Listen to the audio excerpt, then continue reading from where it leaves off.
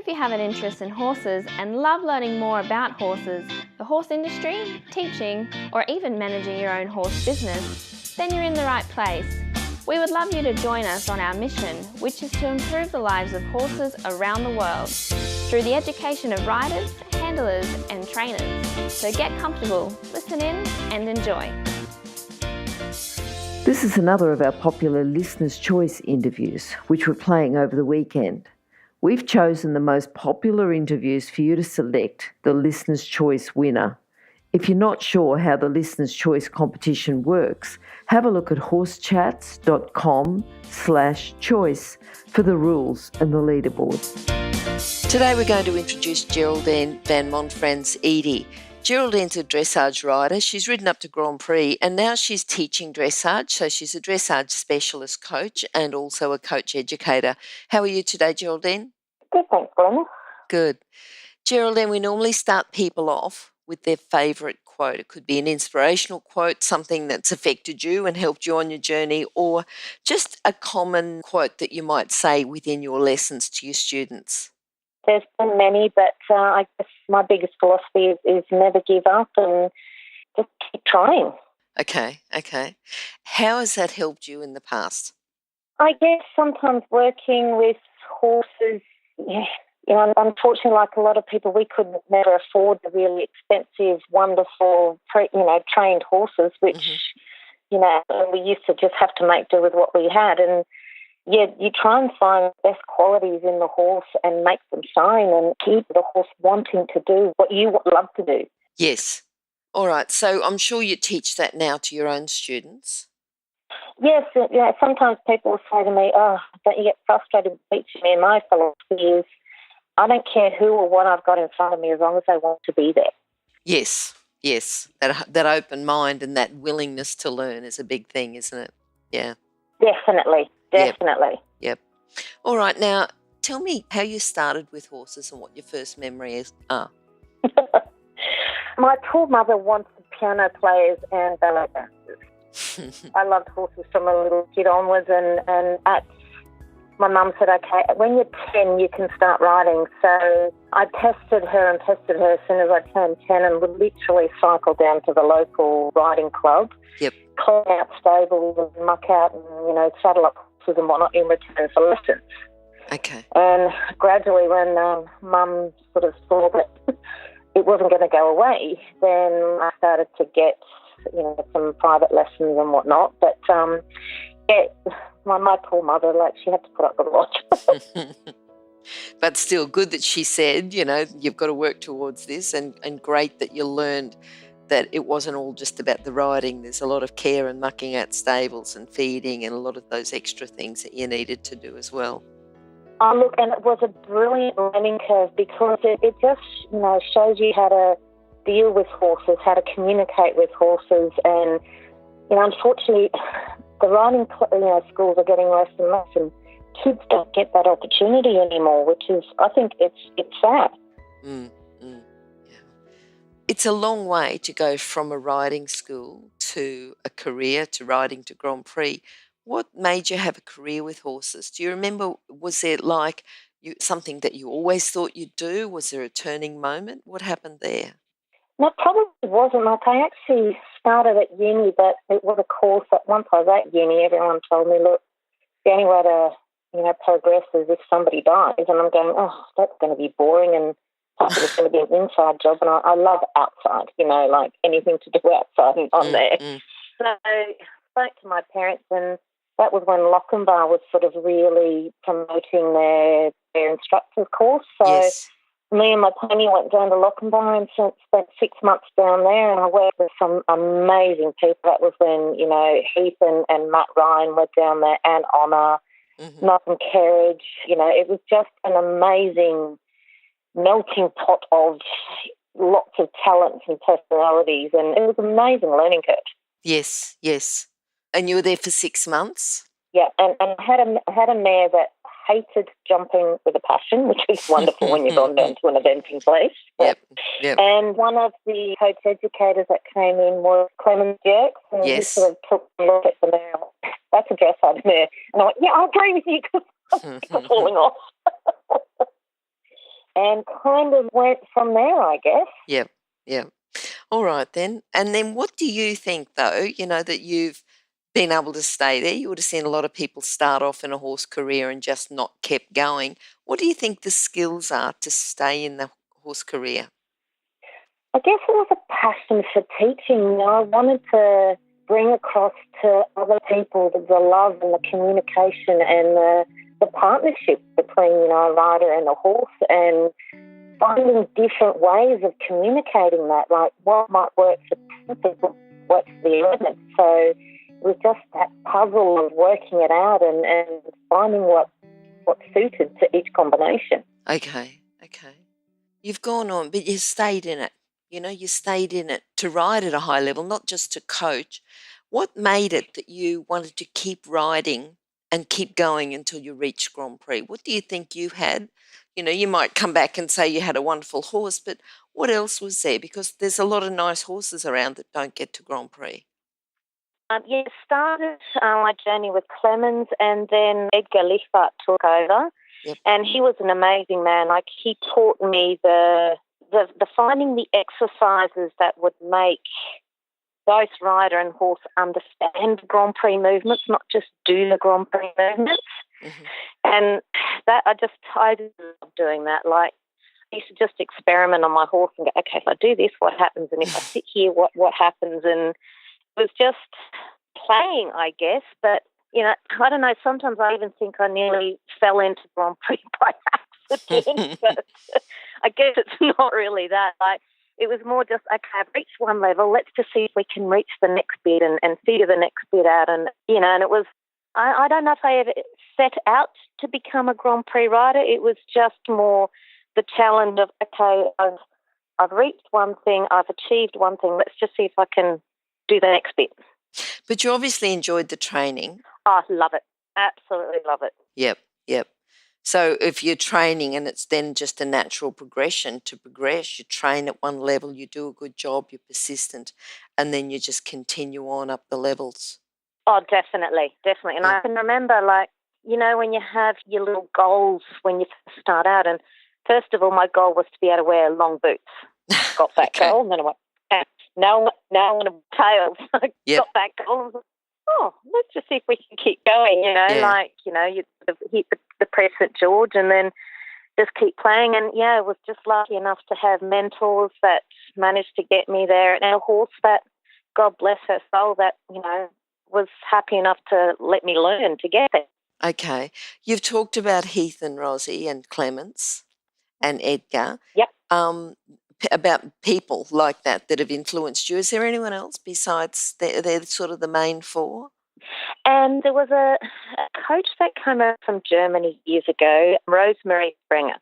She was just an amazing lady, very formidable, but she just taught me how to always present yourself properly, to always be professional in what you do. And I guess that whole presentation side of it, she really brought home to me. Okay. And what about a horse? There's been a standout horse that's influenced you? Probably Mongold. She was the one I probably lost the most in the beginning. Worked at that was a fear thing. But once I got her trust and her confidence, that mare would just do anything for me. And it was just an amazing achievement, I guess, to get that trust and that commitment from a horse, I guess. Okay, good. And what about your proudest moment? Was that with her? Look, there's probably been a lot of them. I get lots of proud moments from riding, from coaching, even little things from, when you get ladies that come to you and that have never want to become state or international riders or anything, but just when their first canter and just the look of joy on their face, to me, that's a proud moment. Yep. To becoming part of the Australian team with Mongols for the Samsung Cup, and that was a proud moment. And there's just been so many and so varied. Yes. All right. I want you to think about, as a coach now, a common problem that you see and also talk about how to fix it, how to train it. Look, one of my most common comments I get is, I work on both the horse and the rider, and so many people have said to me, you are the first coach that has actually worked on me as a rider, not just on what the horse does. And To me, it's just, if the rider's not right, how can a horse be right? And it's teaching the rider, body awareness rather than just trying to do it. It's just be aware of what your body's doing. Yep. No, that's good. And I think you're right, because a lot of people don't. It's interesting. I sort of get a couple of people talking about the same thing, and I just had Belinda Bailey on, and she was saying about how important position is, and you're following her, saying I really work on the rider. The rider's so important, so that's good. Yeah, because the horse is just so sensitive. Like, the rider's even breathing wrong, the horse will respond differently. And that's where, like I said years ago, when I had with Monica, when I retired her, I would just go, okay, if I do this, if I sit here, if I breathe that way. And it was quite amazing having a horse at Grand Prix level, just the differences I would get from her, from me changing things. Yes. Yeah, it really brought home how important it is that the rider stays balanced and central and relaxed, I guess. All right. Thinking about yourself as a coach educator now, what's a common problem when people first start to teach, and how do we fix it? I guess the hardest thing most people find is group teaching, because we don't do a lot of it. And I'm guilty of it now too. I go, I prefer the individual lessons, yes. more just because I feel I can get more out of, the client and the horse and whatnot as an individual. But, group coaching, there is still a big market there for it. And I think it's really important that we know how to do it. So when you say safety, what tends to happen when people are teaching groups for the first time?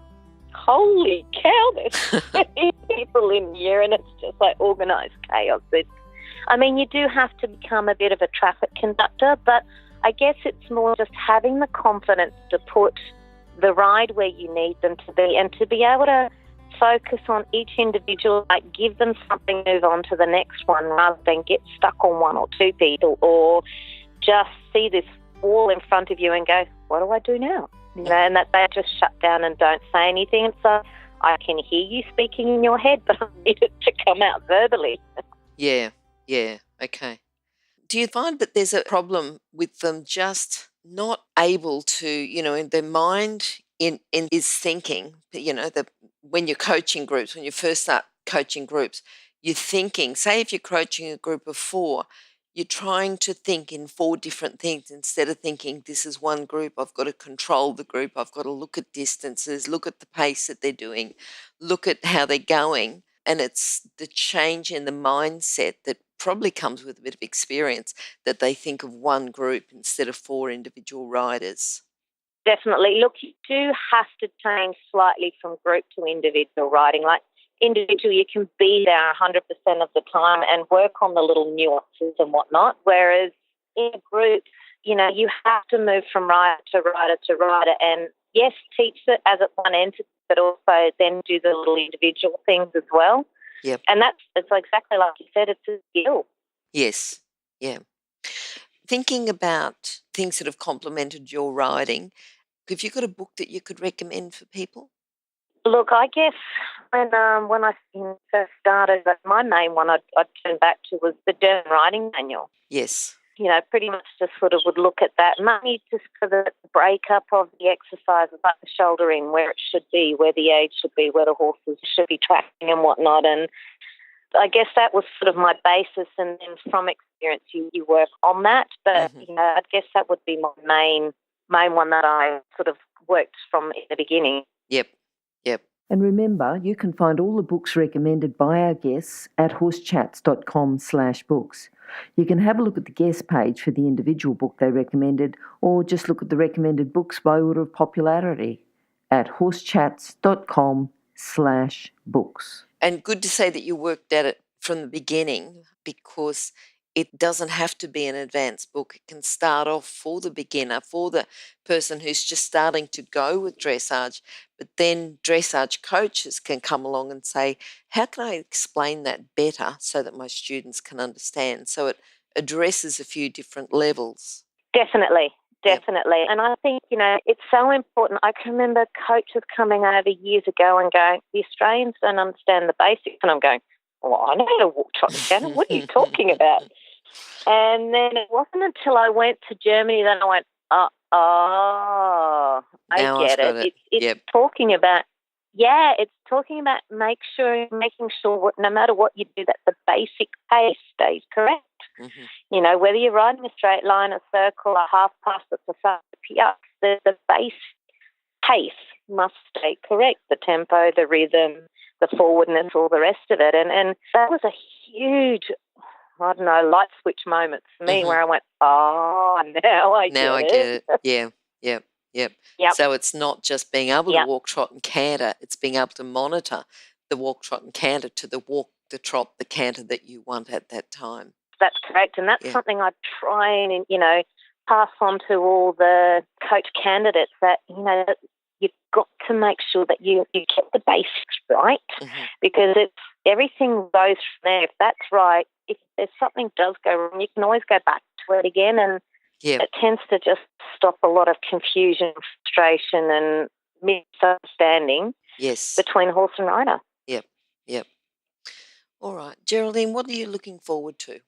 What am I looking forward to? Oh, lots of things. I mean, just, I guess the little things to me is just, working on the goals of each student and horse. I guess my riding's taken a bit of a back burner, because having had kids who are all, high in sports, it was more their turn rather than mine. But, I guess I'm sort of looking forward to maybe even starting my own riding back up again, but also getting clients achieving their goals that they want to achieve, and setting new goals. Okay. Yep. So it sounds like you're really supporting and following your students, which is great. Yeah. Can you sum up your philosophy into a lesson today for our listeners? Philosophy for lesson. Okay. I used to say to everyone, it's easier to fix the problem before it starts than try and fix it after it's happened. So it's more just being more aware of what's going to happen. Horses are usually pretty predictable. They do the same thing in the same spot most of the time. So rather than waiting for them to have done it, use an exercise, use a transition, whatever, to get their focus and attention before you get there. And that way not have all the tension and the anger, the frustration, that it just stops communication. Okay. How can people contact you? Contact me either through mobile or email. Okay. Are you on Facebook at all? Yes. One of these button illiterate people that have only sort of gone onto Facebook because my children were on it, and the one prerequisite was that you had to friend your mother. Okay. All right. So just under your own name? It's Geraldine Eady, and it doesn't have a picture. Okay. All right then. It's probably easier then with your email and phone, and we'll find that it'll be under horsechats.com. Geraldine, it'll be under maybe Geraldine Eady might be easier Geraldine von Monfrans Eady will be fine. And even if you just search Geraldine, you'll find it. Okay, thanks Geraldine. It's been wonderful talking to you today. I've enjoyed that, and I think it's been good to, to just think about riders going to Grand Prix and just being persistent, just trying, just moving up a level, just going again, moving up a level. And that's a good learning goal that anyone can think that they can do. Yeah. All right, thanks very much, and I'll hope to talk to you another time. My pleasure. Thanks, Glenys. Okay, bye. Now, if you're still there, you probably know that I'm absolutely passionate about education within the horse industry. That's why I host this podcast. My other venture is Online Horse College. Have a look now at onlinehorsecollege.com, and I'll see you over there. Remember that our comments and instructions are general in nature and do not take into consideration your individual horses or your individual ability and circumstances. If you enjoyed this podcast, then please leave your comment below.